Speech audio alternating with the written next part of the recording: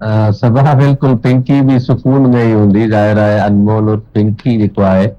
एॾी बासर आहे जो हुनजी ब्रांड हुई ऐं कुकिन हुजे या का बि मंशात हुजे उहो पंहिंजी हिकिड़ी डमी में विझी करे हुन ते लिखंदी हूंदी त जी जेको आहे अनमोल ब्रांड सो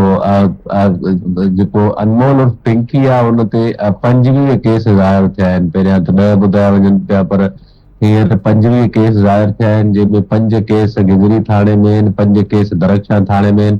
ऐं जॾहिं त लातादाद केस जेके आहिनि कराची जे ईस्ट ज़िले में आहिनि यानी अहिड़ो को थाणो न हूंदो जिथे अनमोल और पिंकी जे मथां को न को मंशात जो केस दाख़िल न हुजे पर ज़ाहिर आहे ताक़तवर हुनजो जेको कमु हुयो त पुलिस कॾहिं हुनखे गिरफ़्तार न पई करे सघे यादि रहे त मां पहिरें ॾींहुं चयो त अनमोल और पिंकी जेकी आहे उहा कराची मां गिरफ़्तार न आहे थी सही लाहौर मां गिरफ़्तार थी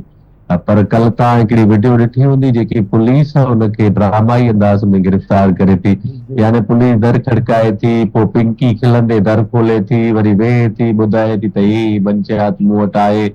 मां हीअं कमु कंदी आहियां पुलिस ज़ाहिर आहे कॾहिं कॾहिं सियाणो कांव जेको आहे न ॿिटनि जो फासंदो आहे पुलिस जेकी हुनजी घर जी एड्रेस ॿुधाई उते त हिकिड़ी 10 सालनि खां ॿी फैमिली रहे पई हाणे जी उहे बि परेशान आहिनि त पुलिस ख़ासि करे असांजा जेके फैमिली जा घर हुया उहे बि बदनाम कया आहिनि त अनमोल और पिंकी हिन प्लाज़ा मां ऐं हिन फ्लैट नंबर मां गिरफ़्तार थी आहे हाणे ॾिसणो इहो आहे त पिंकी जॾहिं हेॾो वॾो जेको आहे स्कैंडल साम्हूं आयो आहे त पोइ